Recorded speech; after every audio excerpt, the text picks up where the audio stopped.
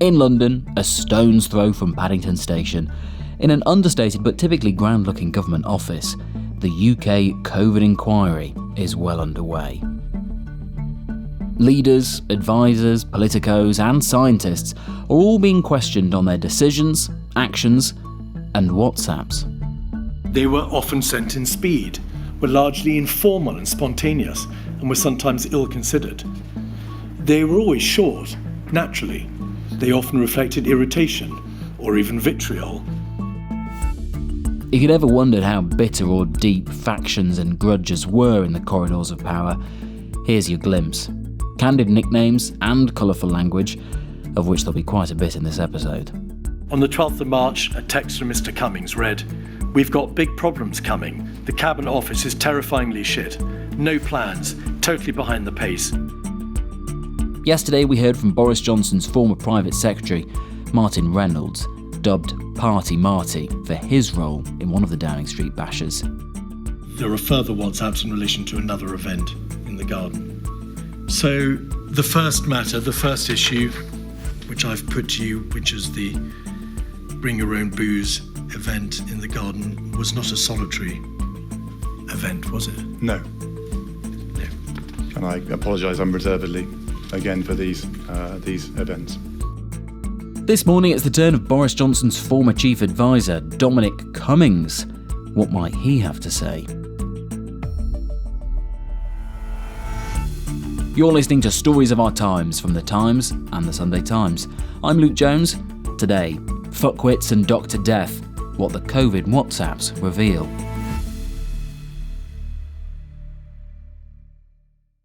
My name is Tom Whipple and I am the science editor at The Times. So we are now in Module 2 of the inquiry. It's underway. What is that and what have you been seeing recently? Module 1 was on pandemic preparedness. You might have missed it. It was very worthy. It was very important. It discussed all sorts of important things. We have modules 3, 4, 5 and at least 6 to come, which are on things like the care system and vaccines. But Module 2 is where the drama is at. This is the one where people get to settle old scores and beefs and all sorts of things. This is on the conduct of the government. And it has been going for a couple of weeks now. We've just finished the half-term break and we are back. And we are reviewing one of the big surprises is that Sir Patrick Valance has kept a diary. Chief Scientific Advisor at the time. Chief Scientific Advisor. We are listening to the secret diary of Patrick Valance, aged 63 and a quarter. He says, having Googled it, 63 and 3/4, in fact. Professor Valance, the government's chief scientific advisor, wrote evening notes every night or most nights during the pandemic in which he set down his thoughts from those extremely difficult and troubling days. He's provided a copy of those notes, his diary, quite properly to this inquiry. What's been revealed? One of the biggest things is simply that he was doing this. And that he has provided them.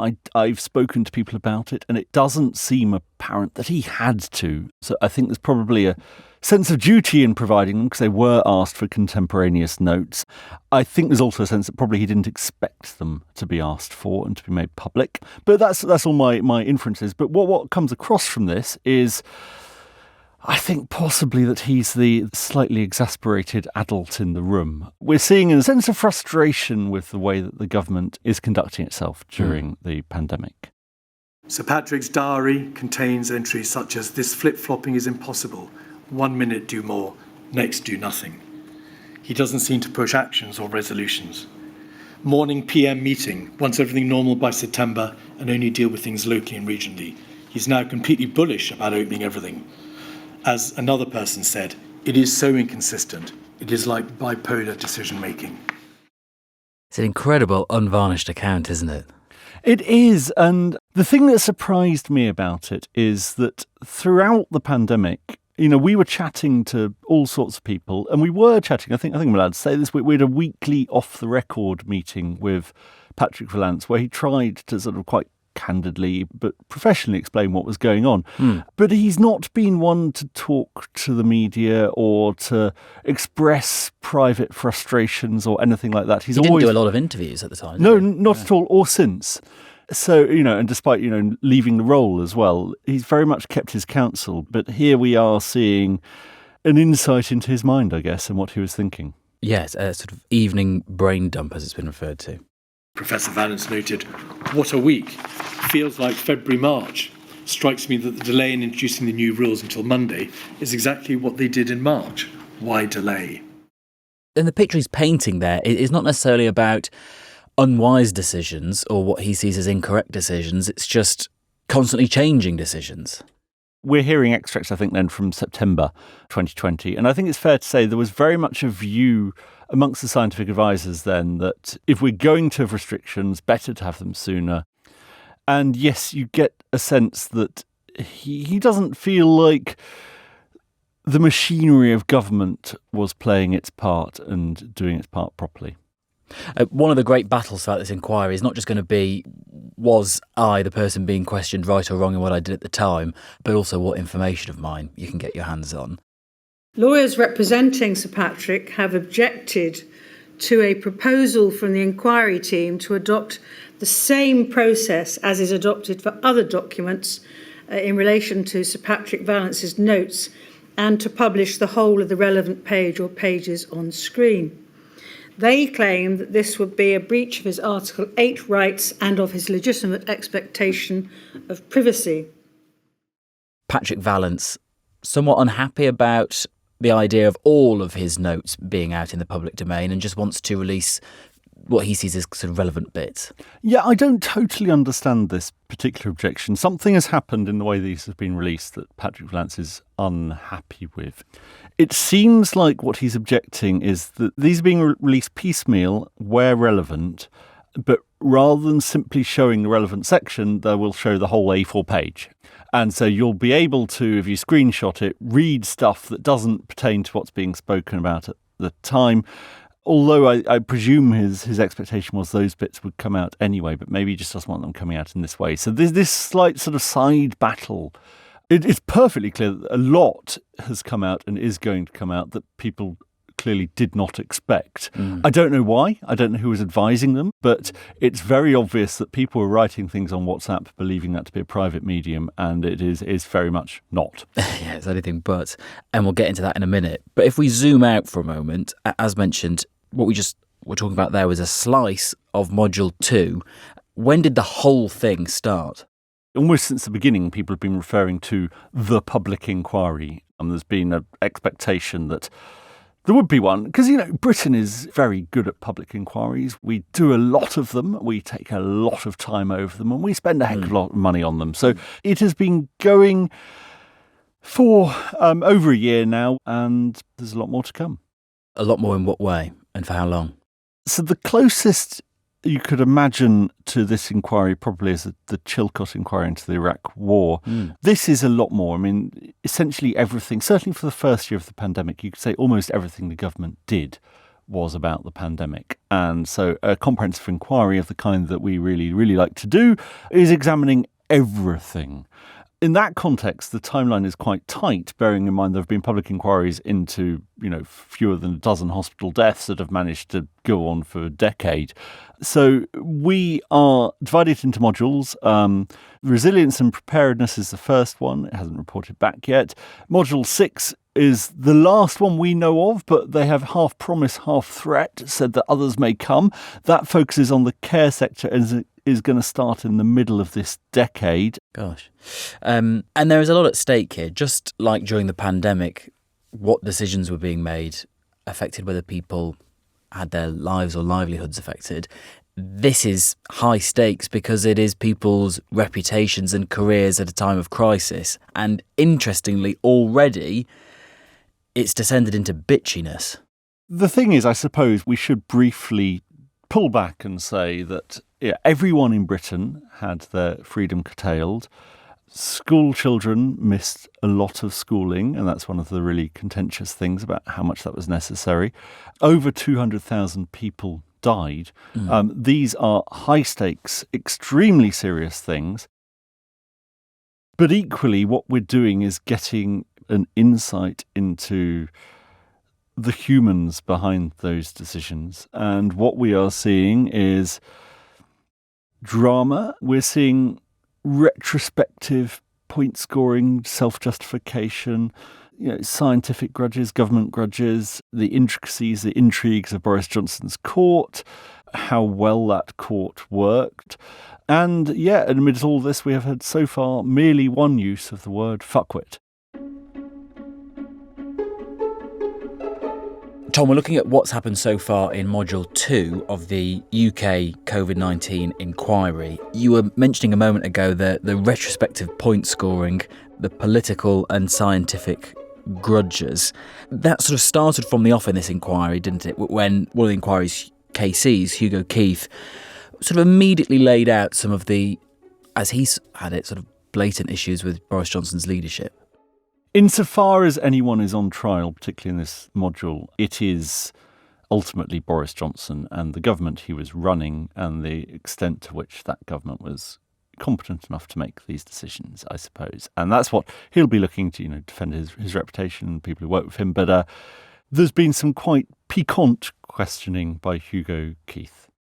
He has already in the press notoriously been described as a trolley, liable to career off in unexpected direction. Witnesses and texts and WhatsApps and diary entries speak repeatedly of flip-flopping, of him ignoring problems, then U-turning, of poor and delayed decision-making and of oscillation. Some witnesses will say he had a tendency to say different things to different people, to reverse settled decisions, and to be heavily influenced by pressure from parts of the media. And we've already had Sir Patrick Valance's evening Dear Diary musings, but this is where we get into the grudge mudslinging in the WhatsApps.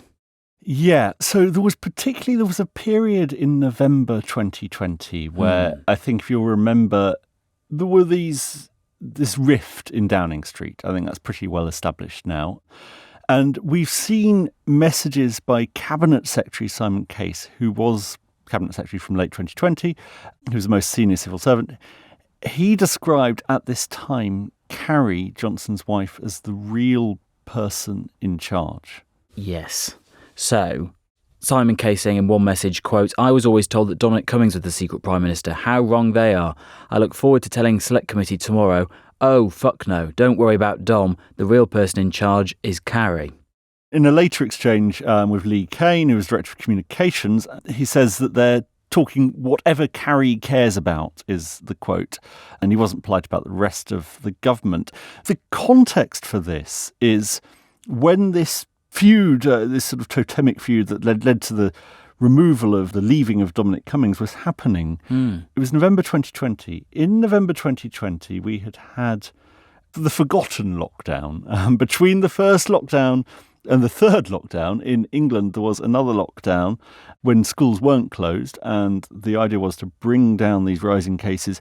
During this lockdown, cases were falling everywhere in the country, except for one bit of Kent, the Isle of Sheppey, where they were going up. And this was being investigated, and the initial assumption was this is just the Isle of Sheppey. Someone's had a party, they've broken lockdown.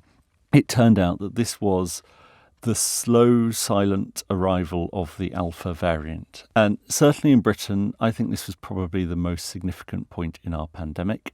This was the variant that turned up. It was then called the Kent variant, and it was responsible for our winter wave, where more people died than in the spring wave, where we had the third lockdown, the proper lockdown. This was arguably the month, November 2020, when the government should have been deciding what do we do about this, because it was also the month when the vaccines arrived. Yes. And I think, in retrospect, a lot of scientists would say, and this very much is in retrospect, the what if is... We also knew what worked and what didn't, and had the sort of experience of doing it. Yeah, that was the point where, leadership, even Boris saying, look, we need to voluntarily modify our behaviour because we're so close to the finish line now. But whilst this was going on, they had a feud between Dominic Cummings and Carrie Symonds. Yes. And then what do you make then of Simon Case's appraisal of all of this at the time in his WhatsApp messages, reading here, quote, "This government doesn't have the credibility needed to be imposing stuff within only days of deciding not to. We look like a terrible, tragic joke." And more broadly, he's saying in one WhatsApp message that Boris Johnson is guilty of Trump Bolsonaro levels of mad and dangerous, Bolsonaro being the Brazilian president at the time. Yeah. I mean, I have a lot of sympathy for making decisions amid massive uncertainty, and that was undoubtedly what Boris was doing. But these are assessments of his character, and, might it have been better just if we did someone who's more decisive either way about what they were going to do? Elsewhere, it's not just Boris Johnson sort of on trial, as you characterised it. Current Prime Minister Rishi Sunak, who, let's not forget, was Chancellor throughout all of this, has had a mention. During the course of this WhatsApp stream, we can also see a reference to Dr. Death, the Chancellor. Who was saying that? That was Dame Angela Maclean, who at the time was Patrick Valance's deputy, and she is now appointed by Rishi Sunak as his chief scientific advisor. And I should say, amongst the Times' correspondence, we have long been of the view that of all of the government advisors, she's the one you would most like to go for a pint with. And why is that? Well, I mean, she's with words. She's always seemed the most fun, and there were hidden depths of fun that could be plumbed during that pint. And I think maybe we're seeing a little bit of that here. So what was her issue with Rishi Sunak? When was this that she was accusing him of being Dr. Death? This was Eat Out to Help Out, or as I think Matt Hancock turned it, Eat Out to Help the Virus Out. A lot of epidemiologists were very unhappy about this. So during the summer of 2020, the late summer, restaurants were subsidised to get people in and eat in. It wasn't even subsidised to get takeaways. And now, from the point of view of the fact that there was going to be a second wave, it seemed like, to them, an insane thing to do. I think with retrospect, the virus was low enough that probably it didn't make a vast amount of difference. Certainly people were infected, certainly people died because of Eat Out to Help Out, but every decision in the pandemic is freighted in that way. I think the question those epidemiologists would be asking, was, did Rishi Sunak make this decision to fund Eat Out to Help Out because he decided that amidst all of these trade-offs, this was the best thing to do? Or did he make it because at the time there was a very odd faction, which certainly had the ear of elements of the Conservative Party, who believed the pandemic was over and there wouldn't be a second wave? That wasn't the only insight into Dame Angela's phone and WhatsApps that we had. There was also messages referring to some other scientific advice that the government was drawing on at the time. We are only concerned with the WhatsApps at the top of the page dated the 20th of September, because that's the date of the meeting, of course. And they commence around about 5:30, and the meeting was in the afternoon. So, Professor, these are plainly WhatsApps sent during the course of the meeting. Angela Maclean, who is this fuckwit? John Edmonds, every statistic is wrong. Angela Maclean, Patrick and Chris will discount him later. Were those all references to the proponents of the contrary side of the debate? I'm pretty sure it's your next witness. Professor Hennigan. All right. Professor Hennigan, or Hennigan, who he? He's at Oxford's Centre for Evidence-Based Medicine. He was one of the signatories of the Great Barrington Declaration, which was the idea that you would let the virus spread amongst the non-vulnerable population as a way of achieving population immunity, and then shield the people who are most likely to die. I think it's fair to say that it was very much the other faction and the contrary view to the orthodoxy at the time. He was definitely of the wing that, we're doing more harm than good with the lockdown measures. So Carl was called in along with more, I guess, scientists who share this view to make the counter pitch in the autumn of 2020 to pitch to the government for why, for want of a better term, the lockdown skeptic case. And this was, very much counter, I think, to the orthodoxy that Sage was giving the government. And so we've got this awkward encounter then in the inquiry in which this WhatsApp is read out. He's identified as being the fuckwit, as that message would have it. Here's what he said in response. A WhatsApp message sent by Dame Angela McLean during the meeting where there was a reference to a fuckwit, and Professor Edmonds, I think, inferred that that was probably a reference to you. And he also said today that he thought you didn't understand basic epidemiology. What are your reflections on that evidence that the inquiry has heard? I would never, in a professional capacity, use such language about other individuals. You can hear how angry he is there, and also when you see the footage as well, you can see how sort of quite angered he is by that. Is this just titillating, or is there sort of greater insight here? I don't know the extent to which there's any greater insight. I think there'll be a lot of people listening to this who'll think, I am very pleased my office WhatsApp has not been subpoenaed and broadcast. I think Carl Hennigan's argument would be that this shows an element of in-group think against the out-group, which was him. To be clarified and classed at that, just goes to probably the heart of the problem here. Because one should always have an open viewpoint about alternative views. I would say there was a lot of anger directed towards him and directed towards other people who I think you could probably broadly say were his allies. It's also quite awkward that Dame Angela McLean is now the chief scientific advisor, correct me if I'm wrong, so, I don't know, might have come across him again in the line of her work. I mean, we'll definitely come across Rishi Sunak again in the line of her work, so it's tricky.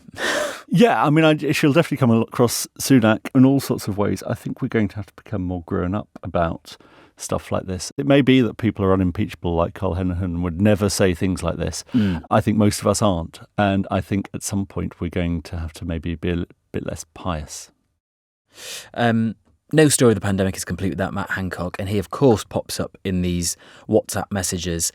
Simon Case again, the Cabinet Secretary. In terms of the spiciest ones, what time are we in? What's being said of him? So this was the period before the vaccine, crucially before Matt Hancock's hand found its way onto an extramarital bottom, but after the first wave. This is Simon Case's WhatsApp message. It says, I'm not sure I can cope with today, might just go home. Matt Hancock just called, but having spoken to PM, according to Matt, so aim off, OBS, PM has asked Matt to work up regional circuit breakers for the north, as per Northern Ireland Today, and to bring recommendations. I am going to scream. And the issue there isn't necessarily with Matt Hancock, even though there's a sort of a sideswipe at him. It's again getting to the Prime Minister Boris Johnson's flip-flopping, as some describe it. Yes, although so Lee Kane is recorded writing, Hancock has to go, Joker, to which Cummings replied, yup, and liar. So there definitely were views. There was, one could say, an anti-Hancock faction. But yes, in Simon Case's one, it's more just a sense that there was a slight headlessness to what was going on. Speaking of Dominic Cummings, around this time he was Boris Johnson's chief advisor, Svengali, however you want to describe him. He's going to be appearing at the inquiry today. Have we had any insight into what he might say, his messages even? So the broad background is, I think we can expect him in person to not be diplomatic, because that's not how he rolls. I think we can expect him in private, in new messages, to not be diplomatic, because that's how he rolls. He likes to break things, I think is how he would put it. Yeah. The inquiry has already published some messages in which he was very critical of the Cabinet Office. On the 12th of March, a text from Mr. Cummings read, "We've got big problems coming. The Cabinet Office is terrifyingly shit. No plans, totally behind the pace." We've already had a warning from George Osborne that more messages published might be shocking, misogynistic even, from various people working within Downing Street. And if you had a bad opinion of some of those people, it might be worse after you read some more of these messages, as George Osborne has it. But in terms of the actual aims of the inquiry, is there much left in Cummings that needs to be squeezed out, do you think? You know that internet meme where someone strides away from a burning landscape, having torched everything behind them and salted the earth? Yeah. I would imagine that is certainly what Dominic Cummings will hope will happen. So We will get drama. We will get more insight into dysfunction as seen by Dominic Cummings. We will probably get more insight into what Dominic Cummings feels would have done if proper Dominic Cummings protocol had been followed. Will it help? I mean, again, let's pull back and say just again, absolutely emphatically, this is a very serious inquiry into a very serious thing, something that affected every one of us and affected lots of people through bereavements and lots of people through the effects on business, on life, on schools, everything. Will this move us closer to the situation where we are better able to cope with the next pandemic or crisis, which is surely the only reason we're doing this? I don't think anything today is going to change anything in the future, but for political watchers, enjoy the drama. And this is, we should just say at the moment, we're getting a lot of advisors and bag carriers and the rest. When are we actually going to get to the politicians themselves? I mean, the Prime Minister, Rishi Sunak, we've already had a hoo-ha over his phone at the time and him saying he hasn't got access to it, so can't necessarily provide many messages from it. But then Harry Cole at The Sun reporting that actually it seems like that phone is still active when you try and contact it.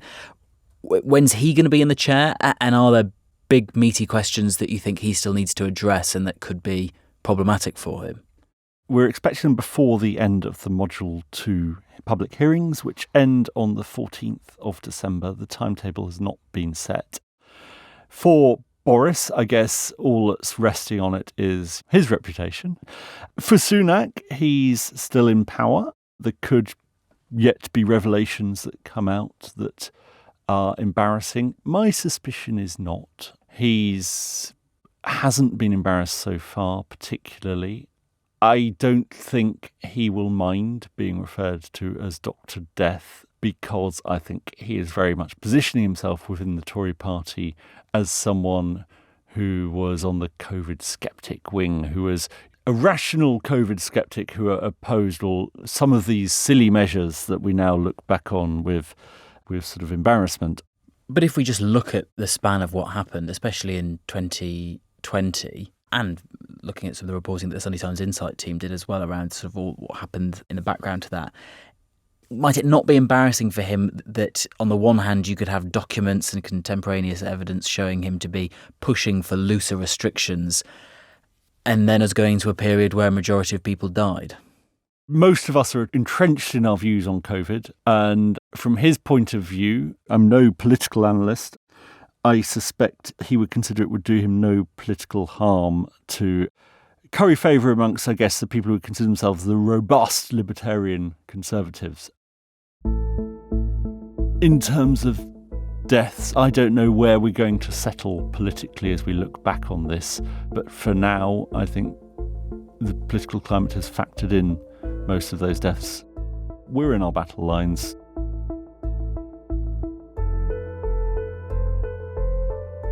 You've been listening to Stories of Our Times, a podcast brought to you thanks to subscribers of The Times and The Sunday Times, with me, Luke Jones, and my guest science editor at The Times, Tom Whipple. If you're a subscriber, you can follow all the twists and turns of the COVID inquiry at thetimes.co.uk. The producer today was Edward Drummond, the executive producer was James Shield, and sound design was by Hannah Varrell. If you can, leave us a glowing, very complimentary review. It helps other people find us. Goodbye.